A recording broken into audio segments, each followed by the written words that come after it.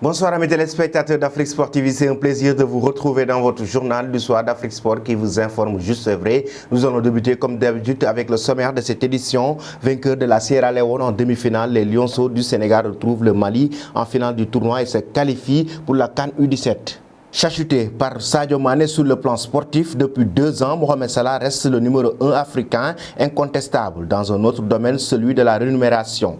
À l'approche du coup d'envoi de la Coupe du Monde, des voix s'élèvent pour que les joueurs de l'équipe de France prennent position sur la question des droits de l'homme du Haut-Qatar, une demande qui dérange Marcel Desailly sur RMC. Le président de la FECAFOOT a exercé son droit de réponse suite à la publication de RFI Samuel Eto'o en colère sur un supposé mythicisme dans le football camerounais. Et puis, avant de se déplacer à Arsenal dimanche pour le choc de la 10e journée de Premier League, l'entraîneur de Liverpool, Jürgen Klopp, est revenu sur le manque d'efficacité de son attaquant Darwin Núñez.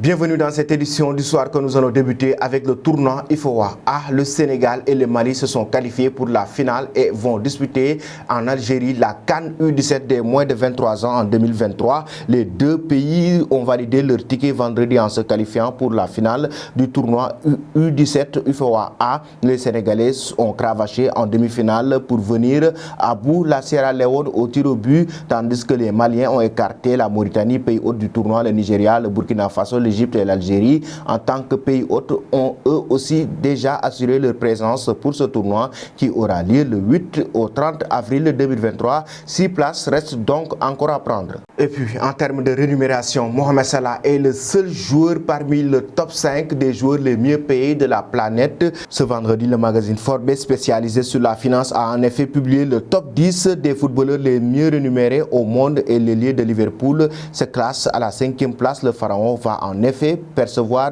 50 millions d'euros en 2022-2023 d'après les médias qui précisent qu'il va toucher 35 millions d'euros de salaire et 18 millions d'euros de sponsors. Il s'agit d'un montant colossal qui s'explique notamment par la popularité du joueur chez lui en Égypte. Le reste toutefois loin de Kylian Mbappé, leader avec 128 millions d'euros et de revenus, ou encore Lionel Messi avec 120 millions d'euros et Cristiano Ronaldo 100 millions d'euros, mais il devance des pointures comme Erling Haaland et Robert Lewandowski. Et nous allons maintenant en France. Des voix se sont élevées pour que les joueurs français prennent position concernant les droits de l'homme au Qatar, ce qui dérange Marcel Desailly et qui estime que les joueurs français doivent se concentrer sur le jeu et sur le plan tactique.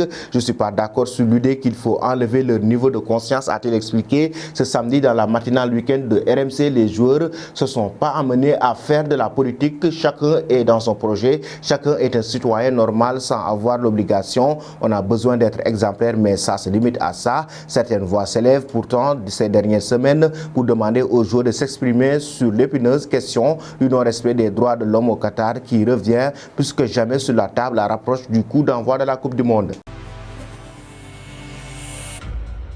Et nous voici arrivés à l'instant quiz avec 3 indices qui vont vous permettre de connaître notre joueur mystère. Premier indice, j'ai évolué dans 2 clubs italiens. Premier indice, j'ai évolué dans 2 clubs italiens. Deuxième indice, j'ai remporté la Copa América avec l'Uruguay en 2011. Deuxième indice, j'ai remporté la Copa América avec l'Uruguay en 2011. Troisième indice, j'ai donné mon numéro 7 à Ronaldo à Man United.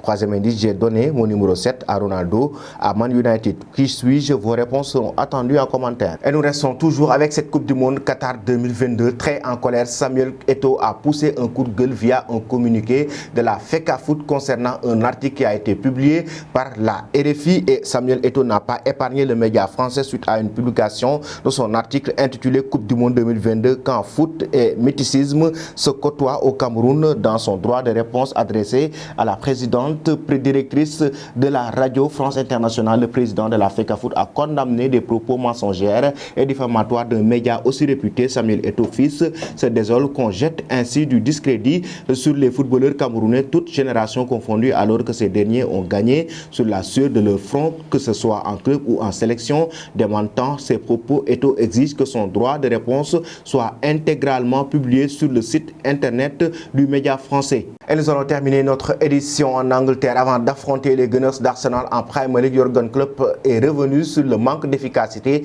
de sa nouvelle recrue Darwin Núñez. Il a exprimé en conférence de presse: je pense qu'il se sent lui-même sous pression. Il doit se calmer. Vous pouvez voir que ses mouvements devant le but ne sont pas naturels. Si vous voyez sa finition à l'entraînement, vous vous direz: mon Dieu. Mais en match, il se précipite. Il doit se calmer au moment de finir. Mais ce n'est pas quelque chose d'évident. Il avance.